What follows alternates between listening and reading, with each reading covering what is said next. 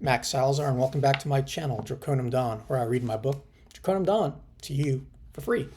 If you happen to like this format, please click the like and subscribe button so we can keep this going.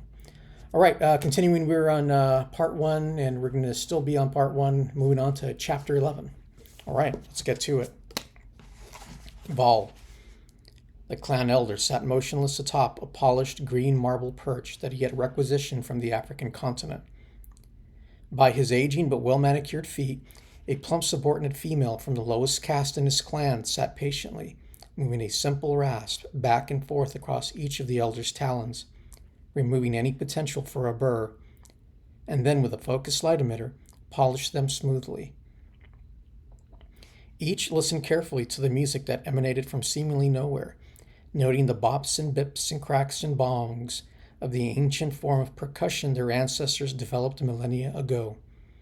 The young female was unfamiliar with this form of audio entertainment, preferring the newer melodies that were created during her generation, but nonetheless found herself fascinated by the rhythms she heard. Vol, however, seemingly lost himself to his thoughts, as a complex mix of tones and bangs was on his list of common selections. Vol was suspicious of General Jack's visit with Libor. The two were supposedly friends. Maybe they conspired against him. If so, that needed to end. He needed to take care of Kira, or the general would. And that, he thought, would be unacceptable. Something needed to be done, but Aquila too was always in the way. How could he get to his niece if that infernal bird was always by her side? Naturally, as she was a member of the Draconum, he knew she could not be trusted. She was middle caste, but somehow she worked her way to her current rank. Maybe that sister of mine had something to do with it. He had his allies, but in the end, the only creature he could trust was himself. From a young age, he battled being overshadowed by his older sister, Insul, who was predestined to rule the clan. She was the extrovert, while he was the more pensive and reclusive of the two. She always managed to find herself at the center of attention, and he as her aide-de-camp. She was the athletic one, and he the bird who could only barely run. But the tables turned, and her mistake cost her her life. Vol recalled a sour situation from his youth. He had just entered his first feather molting. Soon he would shed his red plumage for blue, the first sign of masculinity. Insul was the same age as Kira is now, about 17 stellar rotations. But she always tried to play the role of an adult, always focusing her attention on clan politics, listening in on their parents' conversations with other prominent quets. During one particular dinner party, while Vol hid himself from sight, she proudly perched herself across from the adults. Because of her clever intellect and quick wit, no adult deemed her a nuisance and often discussed openly the difficult topics of the time with her present, often allowing her to join in and to opine. The previous evening, over a light dinner, Insul and the young Vol debated the topic of certain chemical weapons that the bipeds used during their world wars. Mustard gas, they called it, whereas Insul felt that it was an inferior to any technology of their own and thus harmless. Vol vehemently argued the point that it was only a stepping stone towards more powerful wartime capabilities that should be deterred at all costs. As was her habit, she would scoff at her younger brother and brush his opinions aside. On this night, however, the appointed military commander, General Princeps, argued as she had, touting superior technology that could nullify any biped threat. Insul, having detected a small pause after the general seemingly appeased the fears of his host and the other guests, spoke up. Their burgeoning technology may seem insignificant to our know-how, but over time, their wars will elevate their science and engineering capability to match our own. We should take advantage of our lead and nullify the threat before we no longer can. Vol lost his breath. The very points she rebuffed not 12 hours ago she was now taking as her own, and the adults soaked it up, lauding her as having exceptional insight to such a difficult topic for a bird of any age.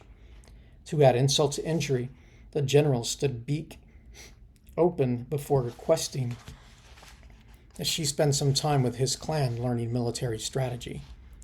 "You very well may be the next Supreme Chancellor," he roared. The young Vol, whose blue was just beginning to show, secluded himself to his quarters for a fortnight. The celebration of his coming to adulthood, too, was passed over in order to prepare Insul for her cross-internship with a Draconum. His parents promised to make it up to him, but due to their demanding schedules and perpetual focus on their daughter, they inevitably broke that promise. Vol never forgot, but instead of allowing himself the privilege of self-loathing, he opted instead to further sharpen his mind and work to shed his fear of society. There is much to do about the other elders. Will they see reason and follow my lead? There must be a way to ensure our safety. Maybe Libor is getting beyond his years too quickly. But his aide, Moda, yes, Dr. Moda, could be of some assistance. She seems ambitious enough and intelligent. Reminds me of myself, he continued. Maybe she can assist me with gaining surveillance on Kira. I am very interested in her relationship with Loom's son, Sax, and would like to ensure that a healthy relationship will form there. If he kept his wits about him, maybe he would survive the turmoil he knew was coming. The music discontinued as a beady-eyed aide, Fugax, entered the elder space. Sorry to disrupt you, Elder Vol, he intoned, trembling. The Supreme Chancellor, your niece is requesting your presence for supper this evening.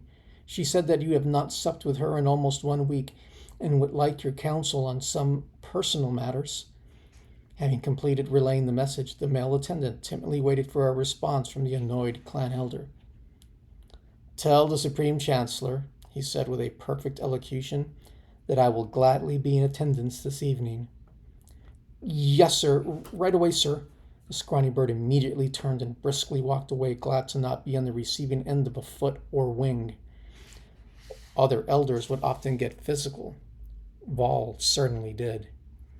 Guests who visited Vol saw the cheery and boisterous leader, but Fugax experienced the elder's proclivity for sharp blows to the chest with bony wings. Okay, so that concludes this chapter, and we'll continue on next week. Again, if you happen to like this format, please click the like and subscribe buttons. See you guys next week. Bye.